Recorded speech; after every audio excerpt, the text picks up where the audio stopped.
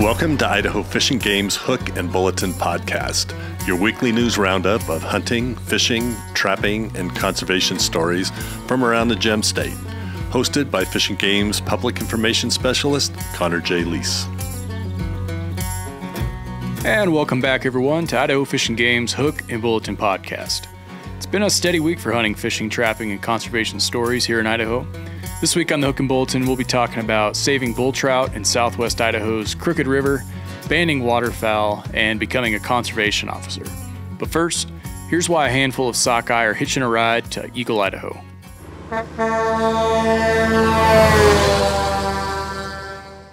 So far this summer, we've been seeing an above-average sockeye return, and fish and game biologists are ensuring fish will be available for spawning by trapping them at Lower Granite Dam near Lewiston, then trucking them to the Eagle Hatchery right here in the Treasure Valley.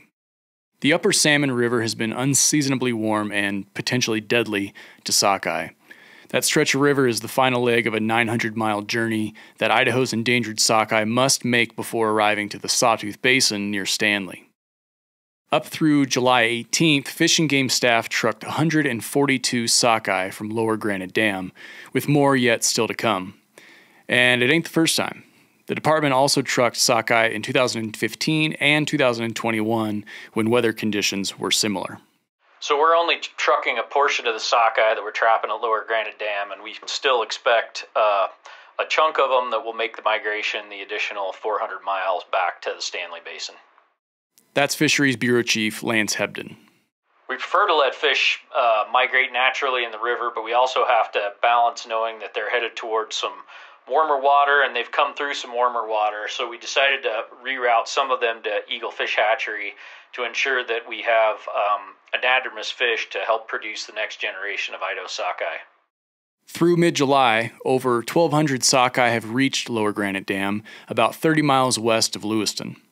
Sockeye returns at Lower Granite typically peak in mid-July, and fish will continue to return throughout the summer.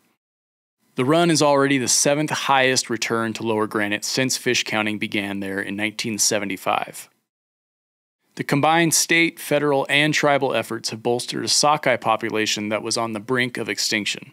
Idaho sockeye were listed under the Federal Endangered Species Act in 1991, and only 23 sockeye returned between 1991 and 1999, including 2 years when no sockeye returned. In general, sockeye salmon are one of Idaho's most beloved characters. The fact that a fish can swim from the Pacific Ocean all the way to Redfish Lake is nothing but remarkable. If you're a fan of the redfish, be sure to keep an eye on our Sockeye Salmon webpage and check out a video montage of Fish and Game's annual Sockeye Roundup held every summer near Stanley.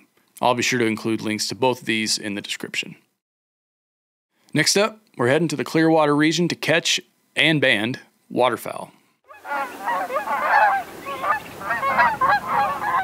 Thousands of ducks and geese are banded across Idaho each year as part of a federal waterfowl monitoring program. This June, Fish and Game staff led banding efforts at 2 locations within the Clearwater region, at Winchester Lake State Park and Lewiston Country Club. A total of 75 geese were processed this year, including 64 newly banded geese and 11 repeat offender geese that had previously been captured and banded by Fish and Game, bringing the grand total of banded geese over the last 2 years to 163 in the Clearwater region. A question we sometimes get asked is, how does Fish and Game capture wild geese and handle them while carefully placing a metal band on their leg? For starters, it takes several staff members for a successful goose roundup, not to be confused with a sockeye roundup mentioned earlier. Timing is also critical when collecting birds. Biologists take advantage of the molting period, when geese are replacing their feathers, so that geese are less prone to flying and evading capture. During the capture event, a handful of staff are assigned to watercrafts to push the geese towards a temporary pen set up on the bank. The remaining staff are spread out on the shore to help funnel the geese to the pen. As the geese move onto the bank and into the pen, staff surround the pen to contain the geese. 1 or 2 people then enter the pen to catch the geese and hand them over to others for processing and banding. Experienced staff will then carefully age, sex, and securely attach a band to each goose prior to their release. This process tends to go smoothly, and staff members are cautious to make sure that birds are handled with minimal disturbance. As banded birds migrate, they are frequently harvested by hunters, recaptured by researchers, or eventually found dead from other causes. That information on the band is relayed back to the U.S. Geological Survey and entered into a database. This banding data, in addition to breeding population estimates and harvest data, are super important to waterfowl management. But it ain't just Fish and Game staff that get to have all the fun and help monitor the state's goose populations. Waterfowl hunters, I'm talking to you. Remember, come hunting season, if you harvest a duck or a goose with a band, please report it to USGS. By reporting your banded harvest, you become part of a larger citizen science research effort, which ensures healthy populations of waterfowl into the future. After reporting, you'll receive a certificate of appreciation that includes where the bird was banded and how old it was when it was first banded. For more information on waterfowl hunting in Idaho, pick up a 2024-2025 Migratory Game Bird Seasons and Rules brochure from a licensed vendor or from your local Fish and Game regional office.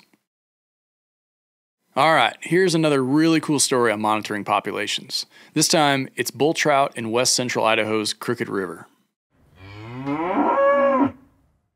A small, isolated population of bull trout in Idaho's Crooked River is in peril due to rapid brook trout expansion. Idaho Fish and Game, Idaho Power Company, and the U.S. Forest Service are working together this summer to help prevent this population from blinking out. The bull trout restoration project is going to take place between August 5th and August 12th. Fish and Game staff will be treating the upper 2.8-mile stretch of the Crooked River drainage with rotenone to halt the upstream expansion of non-native brook trout and reduce competition for the native bull trout population.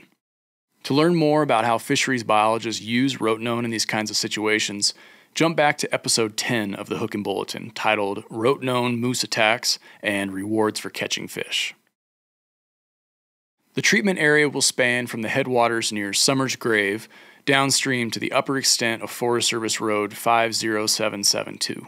The Crooked River, which feeds into Wild Horse River, a tributary of the Snake, is located about 16 miles west of Council in the Payette National Forest in Washington County. Bull trout are native to the drainage, but in recent years their distribution and abundance has been shrinking. In 2018, Idaho Power Company biologists found that bull trout occupied the upper 2 miles of Crooked River. But when they went back just a few years later, they estimated that only 60 bull trout are occupying about half of that former habitat.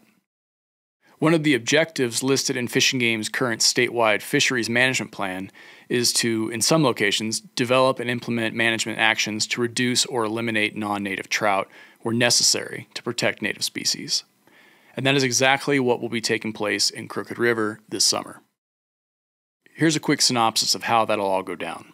First, U.S. Forest Service staff are installing an upstream migration barrier in Crooked River, so brook trout will not be able to recolonize the newly restored habitat from downstream after the treatment takes place. Once the barrier's in place, Idaho Power Company crews will lead an exhaustive effort to collect all bull trout from the treatment area and temporarily relocate them to an in-stream holding pen on a nearby creek. Once the bull trout are safely out of the area, Fish and Game crews will treat the 3-mile reach of stream with rotenone to remove all brook trout from the treated area. After approximately a week in streamside tanks, and once the rotenone in Crooked River has been deactivated, the bull trout will be returned to Crooked River, free from the risk of continued competition and hybridization with non-native brook trout. That's a really quick summary of the whole process, but if you want to learn more about the Crooked River's bull trout, rotenone, and some background on why Fish and Game manage for native trout species, head on over to our website and read Brian Pearson's story. And just a reminder, during the treatment process, there will be no public access to the treatment areas along Crooked River. But all the entry points into the treatment area will have signs denoting access restrictions. With that, it's time for the Rapid Fire Bulletin. Believe it or not, August is almost here.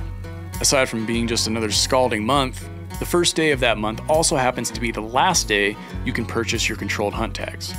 Remember, if you drew a controlled hunt this summer and wish to partake in that adventure later this season, it is your responsibility to purchase that tag by August 1st at 11:59 p.m. Mountain Time. All controlled hunt tags, except unlimited and January hunts that are not purchased by the August 1st deadline, will be forfeited and offered in the second drawing. No exceptions.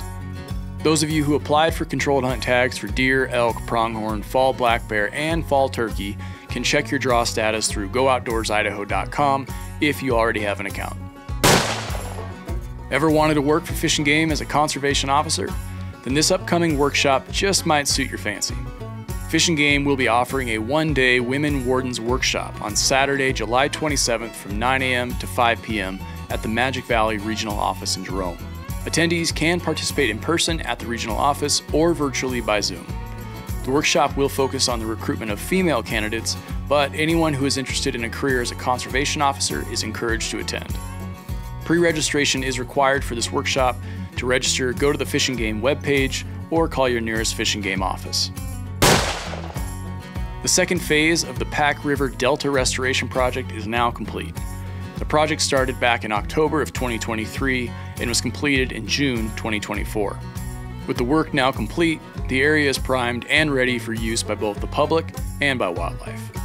Key benefits of the project for the public include a new access site with a boat ramp, new and improved waterfowl hunting areas and opportunities, quicker access to fishing areas, and ample opportunities for bird and other wildlife watching. To learn more about this project and see an accompanying video, head on over to our website and check out TJ Ross's latest story. Since 2022, Idaho Fish and Game's Southeast region has been working with regional landowners to provide hunting opportunities on their properties for hunters through the Managed Hunt program. This unique program forms partnerships between willing landowners, responsible hunters, and Idaho Fish and Game to manage hunting access on private lands to benefit both landowners and hunters. And right now, Fish and Game is looking for more interested landowners to participate in this program this fall. If you're a landowner who is interested in learning more about the Managed Hunt program, please contact the Southeast Region Fish and Game office in Pocatello at 208-232-4703.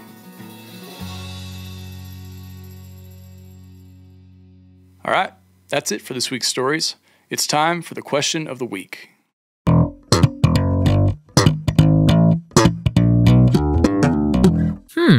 This question was submitted by P. Adams. Me and a couple buddies like to hunt together every year, and we're curious about how applying for controlled hunts on a group application works, and does it increase your odds of being drawn? While the window of applying for the first round of controlled hunts has come and gone, this is a super common question we get during the lead up to the fall hunting seasons. First off, let's clear up one common misconception. Applying for a controlled hunt on a group application does not increase your odds of getting you and your buddies drawn for said hunt. It works like this. Say you and your 3 friends are each looking to hunt for mule deer in the late season and are all eyeballing a specific controlled hunt. During the application period, you would submit one group application with each person's name included.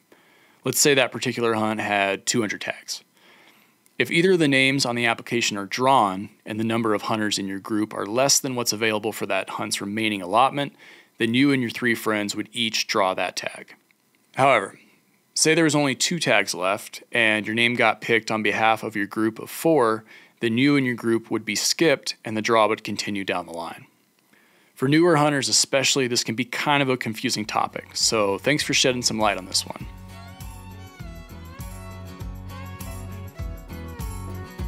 And that's all the news we have for this week. Thanks for putting an ear to Idaho Fish and Game's Hook and Bulletin. If there's something on your mind or if you got a question related to fish and game matters, feel free to drop us a line at podcast@idfg.idaho.gov. Again, that's podcast@idfg.idaho.gov. Thanks for listening, folks. We'll catch you next week.